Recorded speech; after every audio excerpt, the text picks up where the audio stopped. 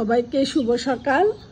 দেখেন ফেব্রুয়ারি মাস শুরু হয়ে গেছে, তারপরও কি কুয়াশা আজকে।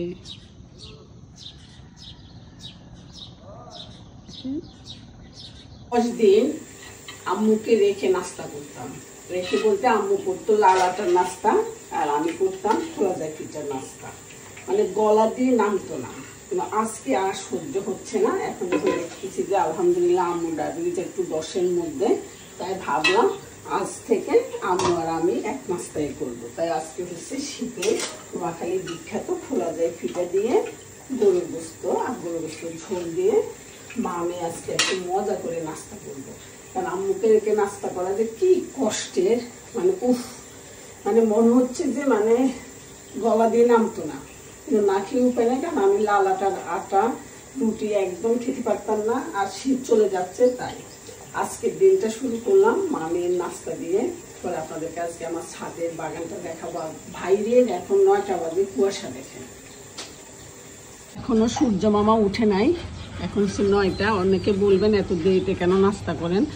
আমরা যখন ফজর নামাজ পড়তে উঠি তখন কিন্তু হালকা পাতলা বিস্কিট বা একটা ডিম সিদ্ধ খেয়ে নিই। যেমন আম্মু খাইছে একটা ডিম, আমি একটা ডিম খেলাম, খেয়ে তারপর আমরা একটু মানে ঘুমাই, তারপরে একটু ইবাদত করি, তারপরে 9টার দিকে নাস্তাটা সেরে নিই।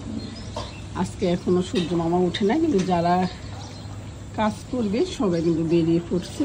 ওই যে দেখেন সূর্য উঠতেছে, উঠে মারছে। এই যে দেখেন, কার এই নাস্তা পছন্দ? আমার অনেক পছন্দ। এটা আমি গরুর গোস্ত দিয়েও খাই, মুরগির গোস্ত ঝোল দিয়েও খাই, তারপরে খিচুড়ির গুড় নারকেল যেভাবে পাই। মানে শীতে আমার এই পিঠা প্রত্যেক দিন চলে।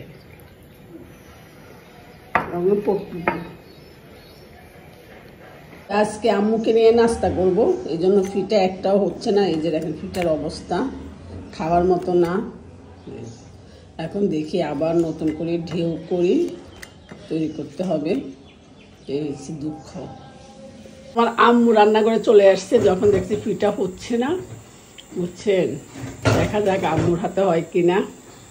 বাজারের পেঁপে আর গাছের পেঁপের মধ্যে আনন্দ যেমন বেশি, মজাও বেশি। আজকে বিসমিল্লাহ এই পেঁপেটা আজকে এখন পারবো, বুঝছেন। হ্যাঁ মাশাআল্লাহ কত বড় হয়েছে, বুঝছেন। আমার অনেক স্বপ্ন ছিল, এগুলো আস্তে আস্তে আমার পূরণ হচ্ছে। এখন এটা এখানে থাকবে। আচ্ছা ধরো আব্দুল্লাহ, আসো, এটা হাতে রাখো। এটার কর যেন চোখে হাতে না লাগে, ঠিক আছে। এভাবে রাখো, হ্যাঁ এভাবে রাখো, এভাবে। আরেকটাও পাখি এসে উপরে তাকাইও না। যাও, এটা হচ্ছে তোমার, এটা হচ্ছে আমার। যাও মাকে দিয়ে আসো, বলবা এটা বড় মা আমাকে গিফট করছে, বুঝছেন। শুরু গেছে, বুঝছেন, মনটা ভরে গেছে, বুঝছেন। নষ্ট হয়ে যায়, এটা আমার একমাত্র হাজবেন্ডের জন্য রাখছিলাম, কিন্তু এখন পুরো পচে যাচ্ছে। এখন ওই যে একটা দেখছেন পলি ব্যাগ বাঁধা, এটা হচ্ছে আমার একমাত্র হাজবেন্ডের জন্য। দেখাও একটু, বুঝছেন। এর আগেরগুলো রাখছি নাতি, বৌমা, ছেলের জন্য। এটা রাখছি হাজব্যান্ডের জন্য, বুঝছেন। মহিলারা শুধু ত্যাগ করতে জানে, নিজের না খায় অন্যকে খাওয়ালে মনে হয় বেশি আনন্দ পায়, বুঝছেন। এই যে আমার হাজব্যান্ডকে খাওয়াবো, অনেক ভালো লাগবে। এর আগে যে আমার ছেলে, বৌমা, নাতি খাইছে, অনেক ভালো লাগছে, তাই না। এটা বাধ্য হয়ে এখন আমি আর আম্মু খেতে হবে, বুঝছেন। টমেটো আসতেছে, তারপরে এই যে বেগুন, মাশাআল্লাহ। কিছুদিন পরে এগুলো খাওয়া যাবে। এখন যাবো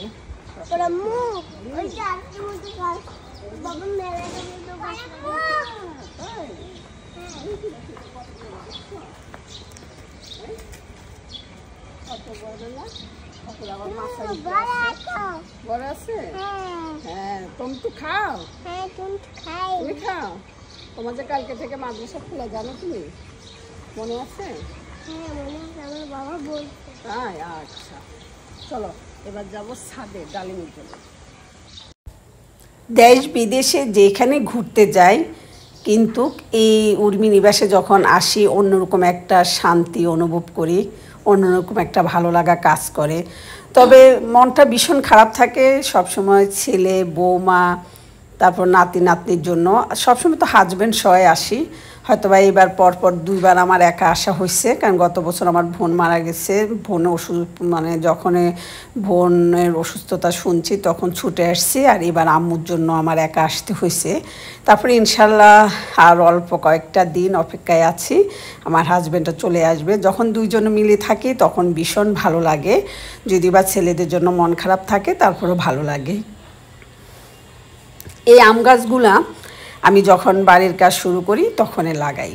মাশাআল্লাহ দেখেন বিশাল বড় বড় আম গাছ, আর প্রত্যেকটা আম গাছে আশা করতেছি ফুল আসবে, তবে এখনও বের হয় নাই, বের হয়েছে শুধু এটাতে কয়েকটা ফুল বের হচ্ছে দেখা যাচ্ছে। দেখা যাক ইনশাল্লাহ সব কিছু আপনাদের সাথে আস্তে আস্তে শেয়ার করব। এখন যাচ্ছি একটু ছাদে ডালিম আছে 2টা, এই 2টা ডালিম পারবো। এই একটু একটু করে এগুলো আসলে খাওয়ার থেকে আমার কাছে বেশি ভালো লাগে এগুলো দেখতে, পারতে, এদের সাথে আমার কথা বলতে অন্যরকম একটা ভালো লাগা, মানে সময় কেটে যায়, নিজেকে ব্যস্ত রাখা যায়, কারণ অন্যকে আর ডিস্টার্ব করা হয় না, নিজের ব্যস্ততা কাজ করা যায়। আরেকটা জিনিস আপনাদের সাথে শেয়ার করি, যখন উপরে উঠবেন তখন সবাই আল্লাহু আকবার বলবেন, যদিও বা ভুলে যান তারপরে কাগজ একটা লিখে রাখবেন। দেখেন ওয়াও, দেখেন মাশাআল্লাহ আমার আম গাছে ফুল আসছে, দেখেন মাশাআল্লাহ বলবেন সবাই।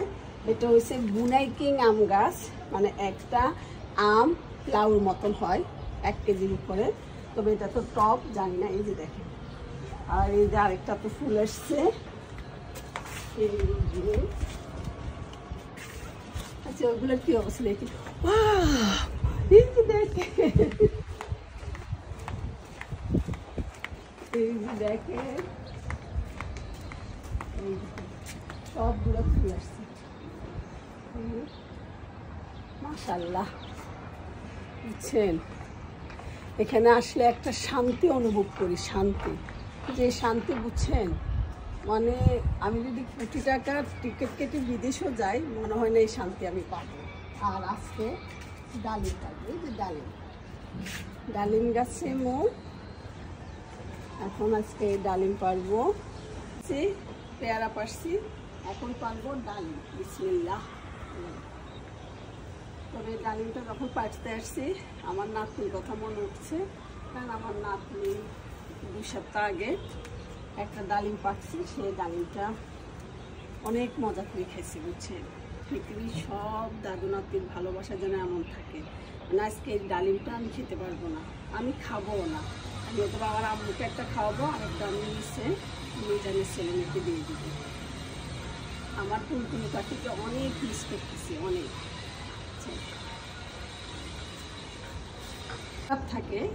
বাগান করে গাছ লাগান, গাছের ফুলের সাথে ফলের সাথে কথা বলুন, নিমিষে আপনার মন ভালো হয়ে যাবে। এই যে দেখেন, এগুলোতে আপনি গভীর থেকে দেখবেন, প্রথম থাকে কেমন, তারপরে হয় কেমন, তারপরে হয় কেমন, এগুলো নিয়ে আপনি সময় কাটাবেন। আমরা অনেকে কী করি জানেন, আমাদের যখন হাতে সময় থাকে আমরা আমাদের বান্ধবীদের কাছে বা আমাদের আত্মীয় স্বজনের কাছে আমরা টেলিফোন করি। তাতে কি হয়, আমার তো ঠিক আছে এখন অবসর সময়, কিন্তু আমি যাকে ফোন করছি তখন যে তার হাতে কোনো কাজ নেই সেটা কিন্তু আমি জানি না। দেখা গেছে আমরা ঘন্টার পর ঘন্টা কথা বলতেছি, কারণ আমার হাতে তো সময় আছে, অপর পাশে যে আছে সে কিন্তু বিরক্ত হয়।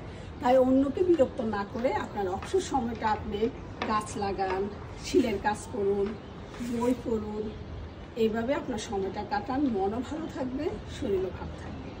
আজ আপনাদের সাথে আমার ছাদ বাগানটা শেয়ার করি।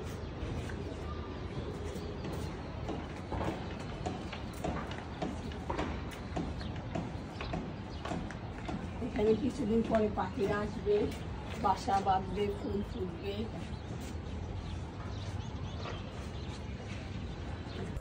ছাদের থেকে চলে আসলাম, এখন রান্না বান্না শুরু করে দিচ্ছি। আজকে গরু গোস্ত রান্না করব, টমেটো টক রান্না করব, আর লাউ শাক ভাজি করব, আর একটা শিম ভর্তা করব। তবে আমার কাছে আমার আম্মু যতদিন আছে ততদিন আমার নিজে রান্না করতে খুবই ভালো লাগে, সেটা বিকেলের নাস্তা হোক বা দুপুরের খাবার হোক, তাই রান্নাটা আমি করি। কারণ আম্মু এমনি এখন খেতে পারে না, ওনার বয়সের জন্য হোক বা যে জন্য মুখের রুচি মানে কোনো কিছুই মজা লাগে না, তাই ভাবছি আমি নিজে রান্না করে আম্মুকে একটু খাওয়াই। আর বিশ্বাস করেন আমার কাছে কেন জানি ভালো লাগে, অনেক ভালো লাগে। কারণ আমার ভয় হয় যে আমি যদি আবার ইতালি থেকে এসে যদি আমার আম্মুকে আমি না পাই বা আমি না থাকি, তাহলে তো আম্মুর জন্য আমার অনেক কিছু করার ছিল, কিছুই করা হলো না। তারপর আল্লাহ পাকের কাছে লাখ লাখ শুকরিয়া, এই পরপর 4 বছর আমি আম্মুকে সময় দিতে পারছি। মানে ইতালি থেকে এসে আম্মুর যে বছরে যে মেডিকেল চেক আপগুলো সেগুলো আমি নিজে ঢাকায় এনে করাচ্ছি। মানে আমি আমার সাধ্যর ভিতরে আম্মুকে সুস্থ রাখার জন্য যা যা করার দরকার মানসিকভাবে আমি মনটা ভালো রাখার চেষ্টা করতেছি। আর এইবার আসার বিশেষ কারণ হলো আমরা 2 বোন, কিন্তু আমাদের আদরের ছোটো বোন, আমার আম্মুর সন্তান সবাই আদরের থাকে, তারপরে ছোটো মেয়ে আম্মুর কাছে ছিল। আম্মুর বলতে গেলে একটা পৃথিবী ছিল। আম্মুর জন্য আমার বোনটা ছিল, বোনের জন্য আমার আম্মু ছিল, কিন্তু আল্লাহ পাকের খুশি, আল্লাহ পাকের মেহমান হয়ে আমার বোন চলে গেছে। তাই আমার আম্মুর মনটা ভীষণ খারাপ ছিল এই বছর। তাই আমি আবার ছুটে আসি আমার পুরো সংসার রেখে, আমার ছেলে বৌমা সবাইকে রেখে, কারণ ইতালি তো আমার একটা পৃথিবী। তারপর আমি চিন্তা করলাম মায়ের জন্য মনটা ভীষণ খারাপ থাকে, একটু ভালো করি। দুপুরের খাবার দাবারের পরে আম্মু হঠাৎ একটু আবদার করলো পেঁয়াজু খাবে, ওনাকে বাইরের থেকে পেঁয়াজু পাওয়া যায় কি না এনে দিতাম। আমি বলছি বাইরের পেঁয়াজু আনার দরকার নেই, আমি আপনাকে শিলফাটায় ডাল বেটে পেঁয়াজু খাওয়াবো, কারণ ব্লেন্ডারের ডাউলটা একটু নরম হয়ে যায়, তাই আমি ডাউলটা পাটাতে বেটে আম্মুর জন্য কয়েকটা পেঁয়াজু বানাচ্ছি। কারণ আম্মু তেমন কিছুই খেতে বলে না। আগে যখনই জিজ্ঞেস করতাম বলতো যে না তোমরা যা খাবা তাই খাবো। এবার আমার মনে হয় মানে অনেকগুলো ওষুধ খাচ্ছে আর উনি এখন এলোমেলো কোনো খাবারে খেতে চাচ্ছে না, তাই হঠাৎ এক এক দিন এক একটা খেতে চাচ্ছে। যেমন গতকালকে মগজার গরুর জিব্বা খেতে চাইছে, ওটা এনে খাওয়ালাম। আজকে একটু পেঁয়াজু খেতে চাইছে, তাই পেঁয়াজু বানাচ্ছি। আগামীকাল ইনশাল্লাহ যখন বাজারে পাঠাবো তখন আবার ওনাকে জিজ্ঞেস করবো যে কী খেতে চায়, কারণ বলতে চায় না, বুঝছেন। মা বাবা না, সন্তান যতই মানে মা বাবা যতই বৃদ্ধ হোক, কিন্তু মনে হয় যে আমার সন্তানের কষ্ট হবে, আমার সন্তানের টাকা খরচ হবে, এইসবগুলো চিন্তা করে না বলে না। এই যে আমার 2টা ভাই বাইরে থাকে সারাক্ষণ, কিন্তু আমার মাকে জিজ্ঞেস করে যে আম্মু আপনার কী লাগবে, কোথায় যেতে ইচ্ছে করে, কোনো কিছু ওনার কষ্ট দেয় না। প্রত্যেক দিনে ফোন করতেছে ভাইয়ের বোরা, কিন্তু ওই একই কথা, আমার কিছু লাগবে না, আমার কিছু লাগবে না, তোমরা ভালো থাকো, তোমরা ভালো থাকো। প্রত্যেকটা মা বাবা বুঝছেন মনে হয় মৃত্যুর আগ পর্যন্ত সন্তানদের ভালো চাবে, কিন্তু সেই সন্তানরাই দেখা গেছে অনেক সন্তানরাই সে মা বাবাকে কত কষ্ট দেয়। তাদের জন্য বৃদ্ধ আশ্রম তৈরি হয়, তাদেরকে বৃদ্ধ আশ্রমে পাঠিয়ে দেয়। আসুন আমাদের যাদের মা বাবা এখনও জীবিত আছে আমরা আলহামদুলিল্লাহ শুকরিয়া জানাই, এবং কি মা বাবার খোঁজখবর নিই, সময় দিই। একটা কথা আমি প্রত্যেকটা ভিডিওতে আমার বলতে চেষ্টা করি, এমন অনেক মা বাবা আছে তাদের আফসোস নিয়ে এই পৃথিবীর থেকে চলে যেতে হচ্ছে যে সন্তানরা খোঁজখবর নিচ্ছে না।